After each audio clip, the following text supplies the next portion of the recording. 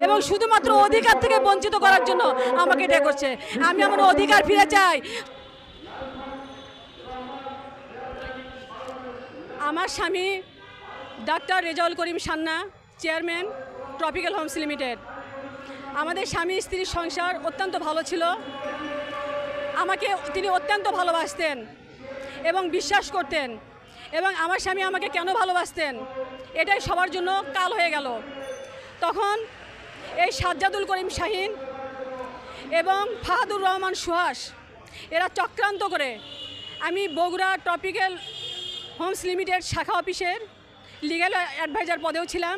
যখন তাদের দুর্নীতি আর সমস্ত অপকীর্তিগুলো আমার চোখে ধরা পড়ল, আমি আমার সাহেবকে জানাইলে ওরা বগুড়ার থেকে একে একে ডিরেক্টর যারা 20-25 বছর ধরে চাকরি করত, সে director Mohammad Jahangir Alam, project engineer Masud Parvez, সহকারী ম্যানেজার আলামিন সহ দারোয়ান আরও যারা আছে সবাইকে তাড়িয়ে দেয়। সবাইকে তাড়িয়ে দিয়ে তাদের একমাত্র বাধা ছিলাম আমি, কারণ আমার সাহেবের সঙ্গে আমি ছাড়া কেউ কথা বলতে পারতো না। তখন এই শাহিন, সাজ্জাদুল করিম এর শাহিন করলো কি, এই সুহাসের সাথে ষড়যন্ত্র করে আমাকে হত্যার উদ্দেশ্যে গত 27/3/2024 তারিখে অফিসে আমাকে মারপিট করে। এবং ওখানে একটা মেয়ে অ্যাকাউন্টেন্ট থাকে, সাবরিনা আক্তার স্মৃতি, মেয়েটার সঙ্গে আঘাত করে আমি একজন নারী হয়ে এবং একজন ট্রপিক্যাল হোমস লিমিটেডের চেয়ারম্যানের স্ত্রী হিসেবে ওখানে আমার উপর জুলুম হচ্ছে। ওরা আমাকে মানে তারা আমাকে সহায় না হয়ে ওই মেয়েটা করে কি, পুরোটা ভিডিও করে সেই ভিডিওটাই আসামি শাহিনকে দেয়, যেটা নিয়ে ও পরে সবাইকে দেখায় এবং হাসাহাসি করে। এই মেয়েটার সঙ্গে আঘাত করে ও বিভিন্ন রকমের মিথ্যা ভাউচার তৈরি করতো, করে বিভিন্নভাবে টাকা পয়সা আত্মসাৎ করতো। এর মূল কারণ ছিল আমি আমার স্বামীকে কেন জানাইতাম। এই জন্য করে তার জীবন থেকে আমাকে সরে দেওয়ার জন্য এই ফাহাদুর রহমান সুহাস এবং শাহিন এরা বিভিন্ন ষড়যন্ত্র করে আমার চরিত্র নিয়ে বিভিন্ন রকমের মিথ্যা প্রতিবেদন দিয়ে আমার স্বামীর কাছে এবং আমার প্রথম পক্ষের ছেলে তানভীর রেজা সৈকতের কাছে এরা পাঠিয়ে দেয়। এবং তানভীর রেজা সৈকত আমাদের সম্পর্কটা খুব ভালো ছিল, অনেক ভালো ছেলে, তাকে অনেক কিছু বলে বুঝিয়ে দেওয়ার পর আমার নামে যত আজে বাজে কথা বলে বুঝতেই পারছেন।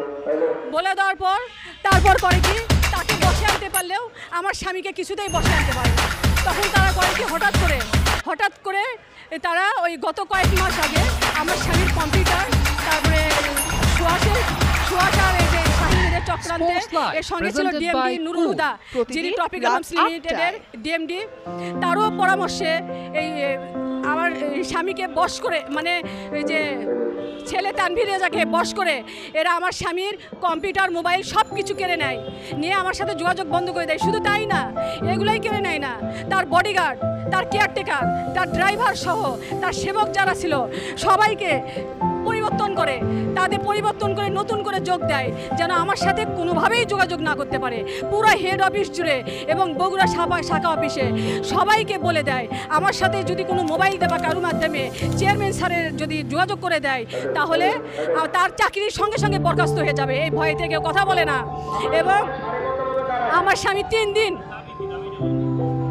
আমার দাবি আমি আমার স্বামীকে আমার কাছে ফেরত চাই। শুধুমাত্র আমার হক থেকে বঞ্চিত করার জন্য, অধিকার থেকে বঞ্চিত করার জন্য আমার স্বামীর জীবন থেকে আমাকে সরিয়ে দিয়ে তাকে অসুস্থ করেছে, মৃত্যু শয্যায় নিয়েছে।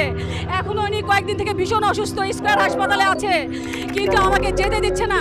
আমি আমার স্বামীর কাছে যেতে চাই। আমি আমার মান সম্মান নিয়ে, ওরা দৈনিক করতোয়া সহ বিভিন্ন জায়গায় আমাকে অস্বীকার করে, তারা স্বাক্ষর নকল করে, অসুস্থ স্বামীর স্বাক্ষর নকল করে স্ক্যান করে যে সমস্ত প্রতিবাদ নিউজ দিচ্ছে, যে সমস্ত হলফনামা দিচ্ছে, এগুলোর বিরুদ্ধে আমি বিচার চাই। আমার নামে মিথ্যা মামলা করেছে, 50 লাখ টাকা চুক্তি করে আমার নামে সাইবার ক্রাইমে মামলা দায়ের করেছে, যেন আমার বিরুদ্ধে তদন্ত রিপোর্ট দিয়ে আমাকে জেল হাজতে তুলতে পারে। শুধু তাই না, 50 লাখ টাকা আমার বিরুদ্ধে ক্ষতিপূরণে মামলা করেছে। আপনারাই বলুন, আমি আমার স্বামী যদি অংশ না হতাম তাহলে ওদের লাখ টাকা এত খরচ করতে হতো আমার পিছনে। তাহলে তার জীবন থেকে আমাকে সরানোর জন্য এবং শুধুমাত্র অধিকার থেকে বঞ্চিত করার জন্য আমাকে এটা করছে। আমি আমার অধিকার ফিরে চাই, সম্মান ফিরে চাই। সামাজিকভাবে, পারিবারিকভাবে আমাকে মানহানি করেছে, আমি সংবাদ ফিরে চাই।